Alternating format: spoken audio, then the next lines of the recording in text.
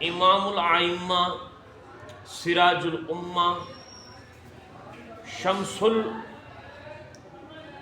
الائمہ، آل نبی، اولاد علی، گلشن زہرا کی مہکتی کلی، حضرت سیدنا امام جعفر الصادق رضی اللہ تعالی عنہ کی ذات گرامی۔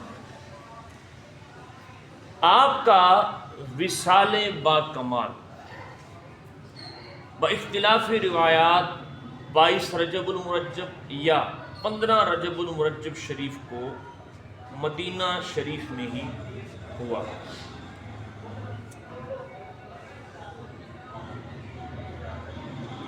آپ حضور جان عالم صلی اللہ علیہ وآلہ وسلم کے خانوادہ مبارک کے عظیم چشم و چراغ ہیں۔ حضرت سیدنا مولا علی کے پڑ پوترے ہیں۔ حضرت امام جعفر الصادق رضی اللہ تعالیٰ عنہ کے ابا جان کا نام حضرت سیدنا امام باقر ہے، اور ان کے ابا جان کا نام امام علی المعروف امام زین العابدین غازی کربلا، اور ان کے ابا جان حضرت سید الشہداء امام حسین عرش عالی مقام رضی اللہ تعالیٰ عنہ، اور ان کے ابا جان حضور سیدنا امیر المؤمنین امام المتقین حجت اللہ علی العالمین خلیفہ چہارم حضرت سیدنا علی المرتضیٰ کرم اللہ وجہ الکریم۔ حضرت سیدنا امام جعفر الصادق رضی اللہ تعالیٰ عنہ آپ کی ذات والا صفات ان ہستیوں میں سے ہے کہ جن کو زمانہ تا صبح قیامت تک یاد رکھے گا۔ بہت سے لوگ آئے چلے گئے، آئیں گے چلے جائیں گے، گمنام ہو گئے، جن کا نام لینے والا کوئی نہیں، مگر حضرت امام جعفر صادق رضی اللہ تعالیٰ عنہ کی شان و عظمت کا وہ عظیم باب ہے کہ جب سے یہ سورج طلوع ہوا ہے اس کے بعد غروب نہیں ہوا۔ آپ کی ذات والا صفات کسی تعارف کی محتاج نہیں، کیونکہ آپ کا حسب بھی اعلیٰ، نسب بھی اعلیٰ، خاندان بھی اعلیٰ، باپ بھی اعلیٰ اور اماں جان بھی اعلیٰ۔ آپ کی اماں جان حضرت سیدہ ام فروا رضی اللہ تعالی عنہا، ام فروا کے جو والد محترم ہیں وہ حضرت قاسم رضی اللہ تعالی عنہ۔ حضرت قاسم وہ بیٹے ہیں حضرت سیدنا محمد بن ابی بکر کے، اور محمد بن ابی بکر بیٹے ہیں حضرت سیدنا امیر المؤمنین خلیفۃ المسلمین خلیفہ بلا فصل حضرت سیدنا ابو بکر صدیق رضی اللہ عنہ۔ گویا کہ امام جعفر صادق رضی اللہ تعالیٰ عنہ کا اگر دادکا دیکھا جائے تو وہ مولا علی سے ہے، اور اگر آپ کے ننکال کو دیکھا جائے تو وہ حضرت سیدنا بکر صدیق رضی اللہ تعالیٰ عنہ۔ کیوں؟ کیونکہ آپ کی دادی، آپ کی والدہ ماجدہ سیدہ ام فروا رضی اللہ تعالی عنہا، آپ پوتی ہیں حضرت سیدنا ابوبکر صدیق رضی اللہ تعالی عنہ۔ سامعین ذی احترام، اسی وجہ سے حضرت سیدنا امام جعفر صادق رضی اللہ تعالیٰ عنہ، آپ حضرت سیدنا ابوبکر صدیق رضی اللہ تعالیٰ عنہ کے بارے میں فرمایا کرتے تھے لقد والدنی ابو بکر صدیق مرتین، فرمایا میری 2 مرتبہ ابوبکر صدیق سے ولادت، 2 مرتبہ ابوبکر صدیق سے ولادت۔ اور وہ یہ کیوں فرماتے تھے؟ اس لیے کہ جو ام فروا ہیں، جو آپ کی والدہ ماجدہ ام فروا ہیں، اگر ان کو دیکھا جائے تو ام فروا کی جو والدہ ہیں ان کے ابا جان کا نام حضرت عبد الرحمن، حضرت عبد الرحمن کے ابا جان کا نام ابوبکر صدیق ہے۔ گویا ام فروا کے والد محترم وہ بھی ابو بکر صدیق کی اولاد میں سے تھے، اور آپ کی اماں جان بھی ام فروا کی ابو بکر صدیق کی اولاد میں سے تھے، اور خود ام فروا سیدنا امام جعفر کی والدہ تھی۔ تو اتنا قریب کا رشتہ تھا حضرت سیدنا امام جعفر صادق رضی اللہ تعالیٰ عنہ کا خاندان صدیق اکبر کے ساتھ، کہ آپ کا ننکال خاندان صدیق اکبر سے ہے۔ اور یہ بھی بات اس سے واضح ہو رہی ہے کہ حضرت سیدنا صدیق اکبر کے خاندان میں اور مولا علی کے خاندان میں بڑی محبت اور قربت تھی، اور ان کی آپس میں رشتہ داریاں بھی تھیں۔ اللہ تعالیٰ ہمیں اس دور کے بے ادبوں سے محفوظ فرمائے، اور اس دور کے فتنوں سے ہمیں محفوظ فرمائے، ہمارے ایمان اور مال اور جان کی حفاظت فرمائے۔ سامعین احتشام، حضرت سیدنا امام جعفر صادق رضی اللہ تعالیٰ جہاں علمی لیاقت رکھتے ہیں، نسبی لیاقت رکھتے ہیں، وہیں آپ کا علمی مقام بھی بہت اعلیٰ و عرفہ۔ آپ کی بارگاہ علم میں بیٹھنے والے کوئی عام نہیں، بلکہ جو آپ کی صحبت با کمال میں بیٹھا وہ عام نہ رہا، بلکہ وہ خاص الخاص ہو گیا اور زمانے کا امام بن گیا۔ آپ کے مشہور شاگردوں میں جو نام آتا ہے ان میں ایک نام امام اعظم حضرت سیدنا نعمان بن ثابت، زمانہ جنہیں امام اعظم ابو حنیفہ کہتا ہے، وہ بھی آپ کے شاگردوں میں شامل ہے۔ آپ کے حلقہ ارادت میں بیٹھتے۔ حضرت ابو سفیان ثوری رضی اللہ تعالیٰ عنہ، امام المحدثین، حدیث کو بیان کرنے والے، وہ بھی آپ کے شاگردوں میں شامل۔ اگر سائنس کی بات کی جائے تو سائنس کا ایک عظیم نام جنہیں زمانہ حضرت جابر بن حیان کے نام سے جانتا ہے، وہ بھی امام جعفر صادق رضی اللہ تعالیٰ عنہ کے شاگردوں میں دکھائی دیتے ہیں۔ گویا کہ آپ کی شخصیت جسمانی اعتبار سے، روحانی اعتبار سے، تصوف کے اعتبار سے، سائنسی علوم کے اعتبار سے، ظاہری و باطنی و عقلی و نقلیہ تمام علوم کے اعتبار سے مزین تھی، سجی ہوئی تھی، بھرپور تھے۔ تو جس طرح کا بھی سائل اپنا دامن پھیلا کر آتا، آپ اس کو اس طرح کی خیرات عطا فرماتے۔ اور امام نے تو کہا اسی خاندان کے حوالے سے، میرے امام فرماتے تیری نسل پاک میں ہے بچہ بچہ نور کا، تو ہے عین نور تیرا سب گھرانہ نور کا۔ حضور کا خاندان تو وراء الورا، سبحان اللہ العظیم، کیا کہنے جی اس خاندان۔ آپ کی ولایت کا عالم کیا تھا۔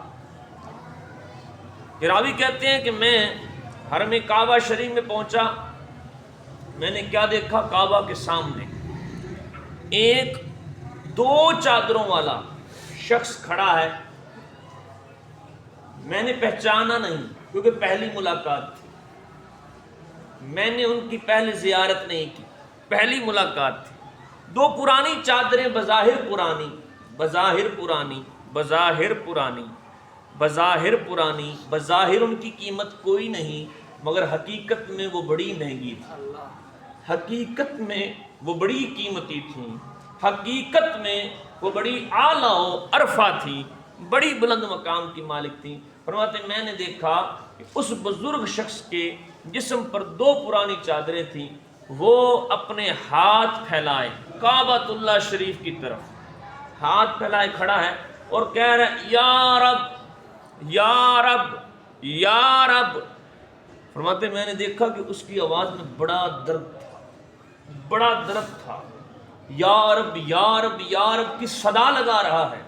اور پھر اس نے جو اگلی بات کی، کہا یا اللہ کپڑے پرانے ہو گئے ہیں، نئے کپڑے چاہیں گے، نئی چادروں کی ضرورت ہے، اور یا اللہ بھوکا ہوں کھانے کی ضرورت ہے، یا اللہ بھوکا ہوں کھانے کی ضرورت ہے۔ فرماتے وہ صدا لگا رہا تھا، میں نے کیا دیکھا کہ آنن فانن آنن فانن ایک خوبصورت تشت آپ کی بارگاہ میں پیش کیا گیا، جس پر انگور تھے، حالانکہ اس وقت پورے مکہ میں انگور نہیں تھے، پورے مکہ میں انگور نہیں تھے، مگر وہ شخص جو ہاتھ بلند کر رہا تھا اس کے لیے بہترین قسم کے انگور پیش کیے گئے، اور 2 چادریں تھیں۔ فرماتے جب انہوں نے میری طرف دیکھا تو انہوں نے کہا تو بھی آ جا، خود بھی انگور کھائے مجھے بھی کھلائے۔ پھر ایک پردے میں چلے گئے اور وہاں پر جا کر اپنے کپڑے بدلے، اپنی چادریں بدلی، نئی چادریں زیب تن فرمائیں اور پرانی چادروں کو اپنے کندھائے مبارک پر ڈال دیا۔ جب چلے تو راستے میں ایک شخص نے عرض کی، اے شہزادہ رسول، اے شہزادہ رسول، اے شہزادہ رسول، مجھے کپڑوں کی ضرورت ہے۔ آپ نے اپنی دونوں چادریں اسے عطا فرما دی، اور پھر جب تھوڑا سا آگے چلے تو ایک جم غفیر نے انہیں گھیر لیا، ان کے ہاتھوں کے بوسے دینے شروع کر دیے، ان کے قدمین شریفین کو بوسے دینے شروع کیے۔ کوئی ہاتھوں کو چوم رہا ہے، کوئی قدمین شریفین کو چوم رہا ہے، اسے میسر نہ آئے وہ یہیں اشارہ کر کے برکت لے رہا ہے۔ راوی کہتا ہے میں بڑا تعجب میں آیا، میں نے کہا عجیب جمال ہے، عجیب جاہ و جلال ہے، عجیب حسن ہے، کمال کی بات ہے، یہ کون شخصیت ہے؟ میں نے اس کا تعارف چاہا، لوگوں سے پوچھا کہ بتاؤ یہ کون ہے کہ جو ہاتھ اٹھائے تو اللہ تعالیٰ عرش سے تشت بھیج دیتا ہے، نئی چادریں بھیج دیتا ہے، انگور تازہ بھیج دیتا ہے، بتاؤ یہ کون ہے؟ فرمایا جب میں نے لوگوں سے پوچھا تو انہوں نے بتایا یہ کوئی عام ہستی نہیں بلکہ شہزادہ رسول وارث علی حضرت سیدنا امام جعفر الصادق کی ذات پاک۔ یہ شان و عظمت ہے آپ کی، ولایت میں بڑا بلند مقام۔ اب آئیے چند آپ کی ذات کے حوالہ سے علم کے مہاپارے بھی جمع کیجیے، اور اس لنگر سے بھی کچھ لنگر لے لیجیے، کیونکہ لنگر یہی نہیں ہوتا کہ چاول پکا لیے جائیں، حلیم پکا لیا جائے، وہ تقسیم کر دیا جائے، یہ لنگر نہیں ہوتا۔ اصل لنگر اللہ والوں کا کیا ہے؟ ان کا علم، ان کا علم، یہ اصل لنگر ہے۔ حضرت سیدنا امام جعفر الصادق رضی اللہ تعالیٰ عنہ کی بارگاہ میں ایک دہریہ آیا، دہریہ ایتھیسٹ، ملحد، جو خدا کی ذات کا منکر تھا۔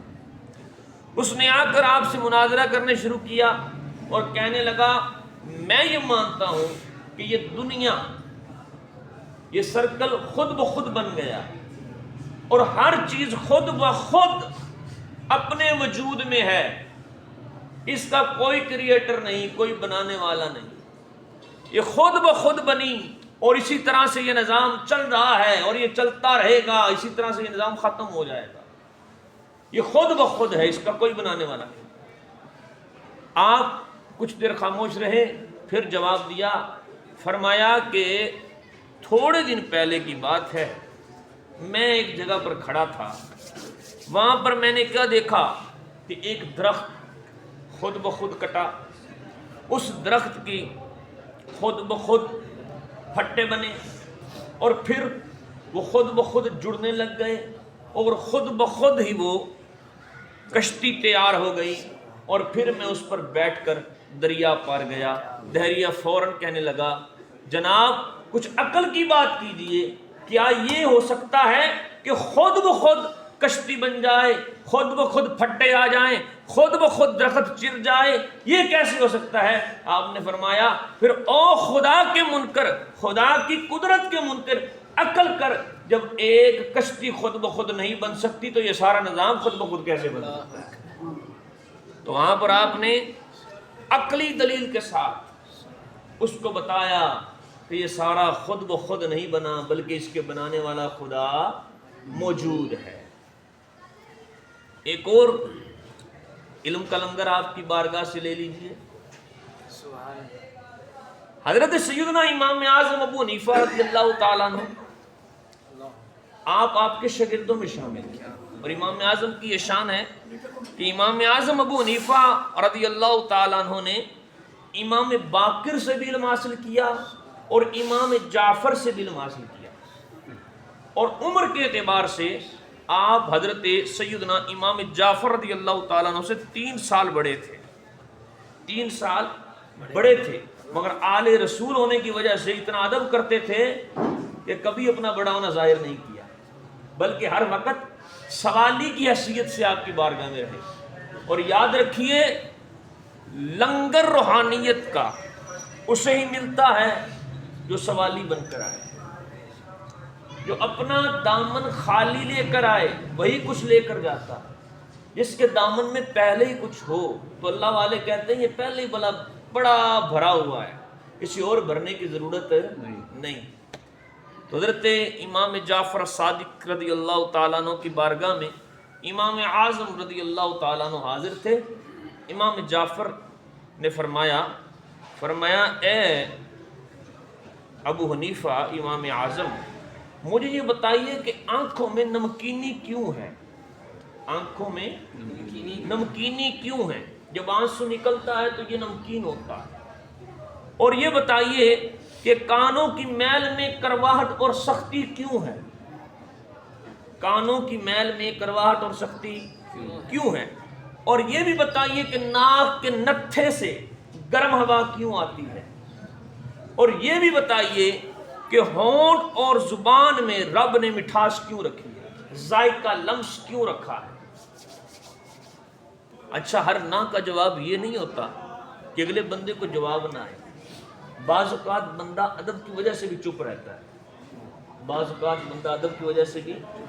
حضرت عبداللہ ابن عمر رضی اللہ تعالیٰ عنہ فرماتے ہیں میں حضور کی بارگاہ میں حاضر تھا، حضور جان عالم صلی اللہ علیہ وسلم نے فرمایا بتاؤ وہ کون سا درخت ہے جس کی مثال مومن کی طرح ہے؟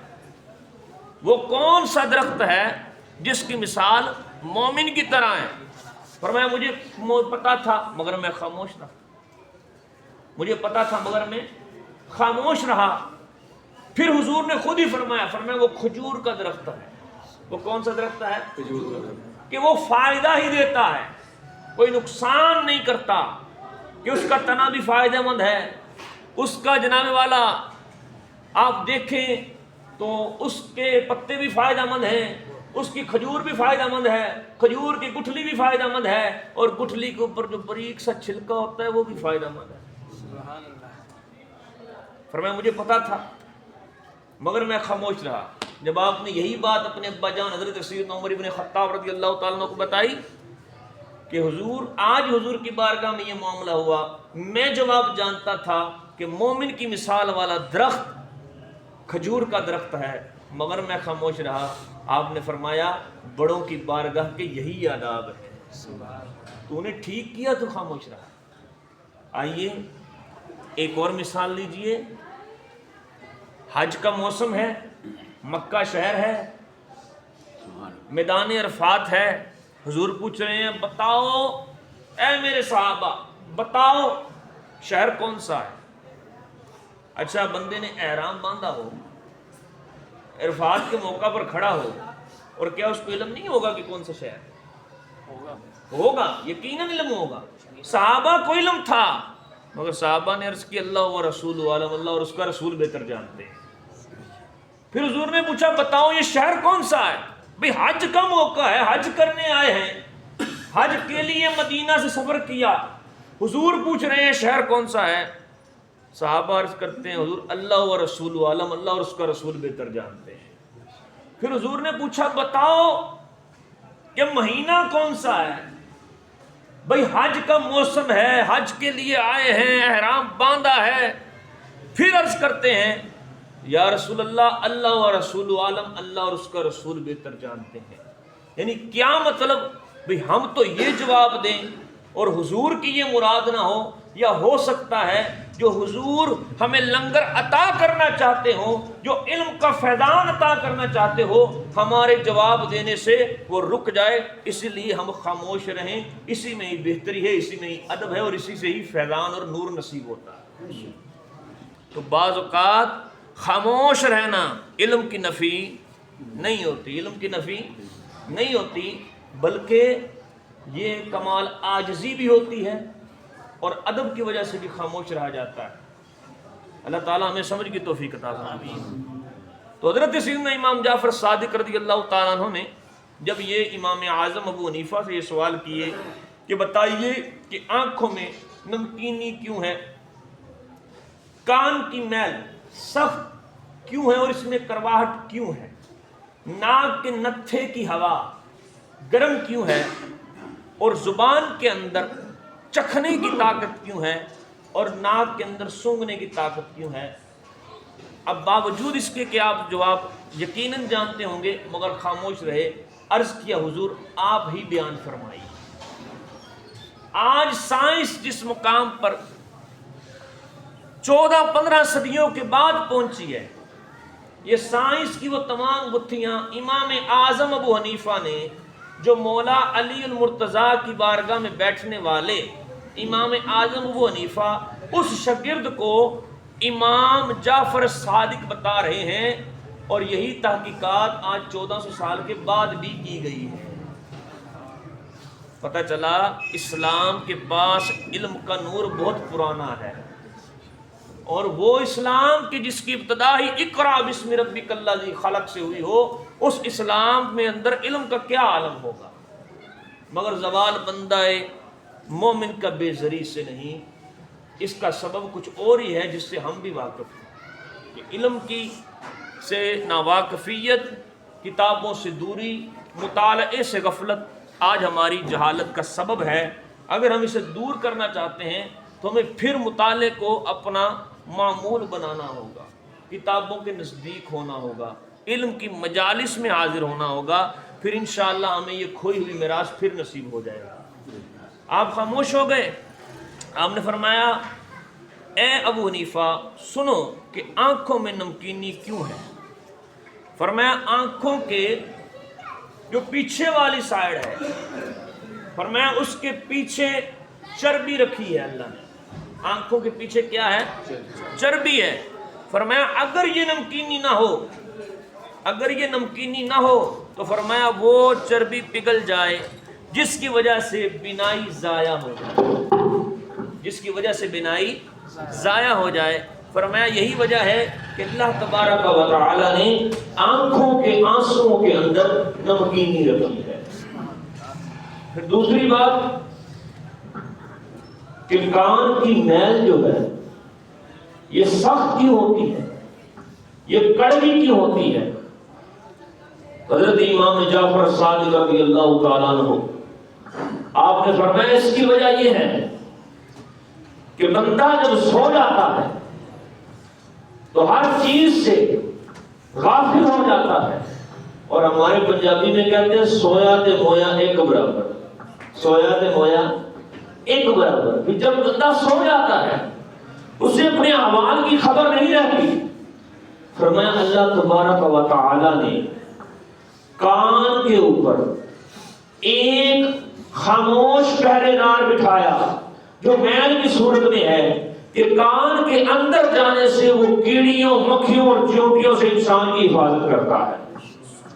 تو فرمایا اس کی یہ وجہ ہے کہ اس جو میل ہے اس کا ذائقہ بھی کوڑا ہوتا ہے اور یہ بدبودار بھی ہوتی ہے کہ کوئی موذی جانور، کوئی موذی حشرات الارض انسان کو نقصان نہ پہنچائے۔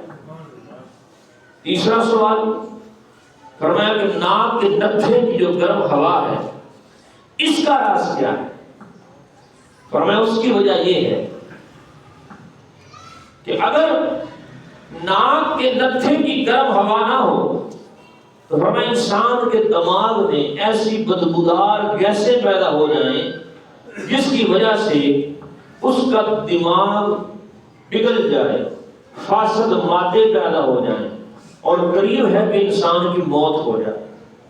فرمایا اللہ تبارک و تعالیٰ نے انسان کی ناک کو گرم ہوا عطا فرمائی کہ وہ فاسد مادے جو انسان کے دماغ میں بدبو کی صورت میں پیدا ہوتے ہیں، جب یہ ہوا اندر جاتی ہے یا باہر آتی ہے تو وہ مادے ساتھ ہی جلتے رہتے ہیں اور اس کا دماغ خود بخود واش ہوتا رہتا ہے، اس کے دماغ کی صفائی ہوتی رہتی ہے، جس سے انسان کی اس چیز کی بھی حفاظت رہتی ہے۔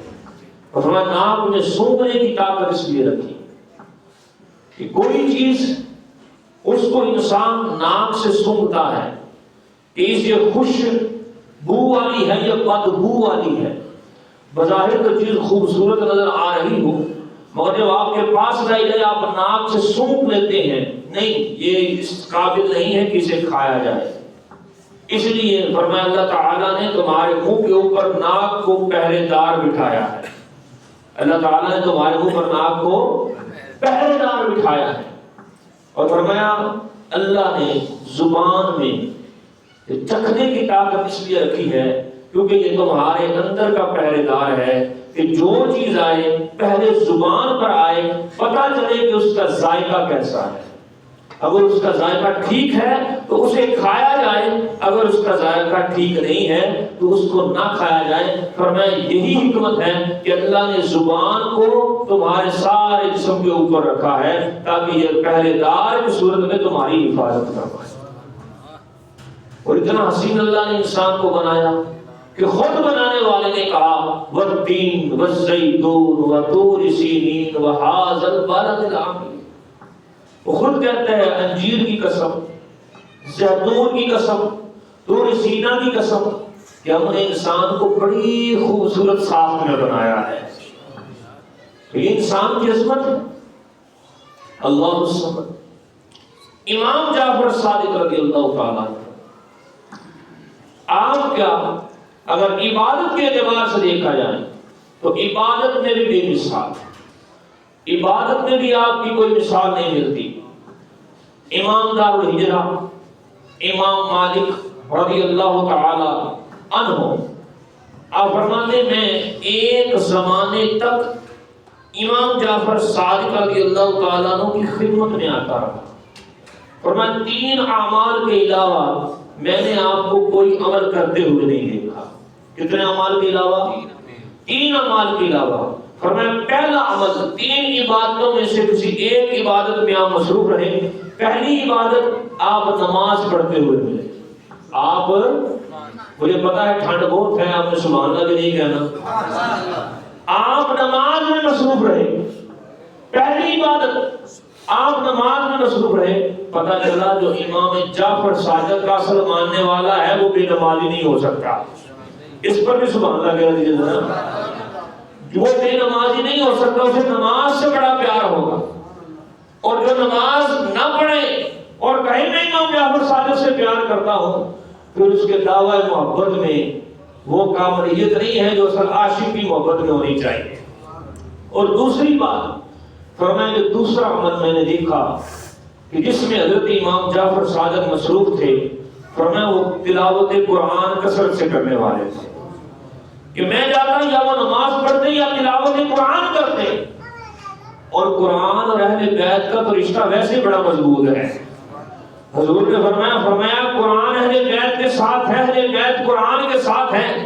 یارو یہ کتنے مضبوط ہیں، کتنا مضبوط رشتہ ہے کہ نیزے پر سر آ جائے، تن سے جدا ہو جائے، پھر بھی قرآن زبان پر جاری رہتا ہے۔ اتنا مضبوط رشتہ اہل بیت اطہار کا قرآن کے ساتھ ہے، اور جو قرآن کو ماننے والا ہے اس کا بھی قرآن کے ساتھ ایسا رشتہ ہونا چاہیے۔ جو ان کو ماننے والا ہے اس کا بھی قرآن کے ساتھ ایسا رشتہ ہونا چاہیے۔ مگر افسوس افسوس در افسوس کہ آج دیکھا جاتا ہے امت مسلمہ کا قرآن کے ساتھ کیسا رشتہ ہے۔ دل خون کے آنسو روتا ہے، کیسا ہمارا مضبوط رشتہ قرآن کے ساتھ۔ اور آگے مقدسہ والے جو ڈبے رکھے ہوتے ہیں، صندوق رکھے ہوتے ہیں، وہ قرآن کے ساتھ بھرے ہوئے ہیں۔ وہ سیدھا قرآن تو چلو وہاں پر آ جائیں، وہ سیدھا قاعدے تو آ جائیں، مگر افسوس کہ یہ امت نے قرآن اس میں ڈال دی ہے۔ یار اگر ایک پرچی ہو ہمارے پاس اور پتا ہو اس میں ساری دنیا کے خزانے ہیں، ساری دنیا کے خزانے ہیں، اگر یہ گم ہو گئی تو ہم کنگال ہو جائیں گے، ہمارے پاس مال و دولت باقی نہ رہے گا۔ اور یہ پرچی ہمیں خزانوں تک پہنچاتی بھی ہو تو بتاؤ ہم سنبھال کے رکھیں گے کہ اس کے ساتھ یہ حال کریں گے؟ سنبھال کے رکھیں گے۔ اور دنیا کے خزانوں والی پرچی تم سنبھال کے رکھتے ہو، تو بتاؤ جس کے بارے میں رب نے فرمایا کہ میں نے سارا علم اس قرآن میں رکھ دیا ہے، اس قرآن کے ساتھ ہمارا مضبوط رشتہ کتنا ہونا چاہیے، ہمیں خود ہی اندازہ لگانا چاہیے۔ قرآن کی تلاوت کو اپنا معمول بنائیں، ترجمے کے ساتھ قرآن پڑھنے کو اپنا معمول بنائیں، درس قرآن کے اندر شمولیت کو اپنا معمول بنائیں۔ اللہ تعالیٰ ہمیں صبر کی توفیق عطا فرمائے۔ اور تیسری جو بات امام مالک فرماتے ہیں، میں نے دیکھا کہ امام جعفر صادق کو میں نے روزے کی حالت میں پایا، تو یہ بھی آپ کی کرامت ہے کہ آپ یا قرآن کی تلاوت کرتے تھے یا نماز پڑھتے تھے یا روزے کی حالت میں ہوتے تھے۔ اللہ تعالیٰ ہمیں ان کی سیرت سے نور حاصل کر کے اپنی زندگیوں کو روشن کرنے کی توفیق عطا فرمائے۔ وصلی اللہ تعالیٰ علی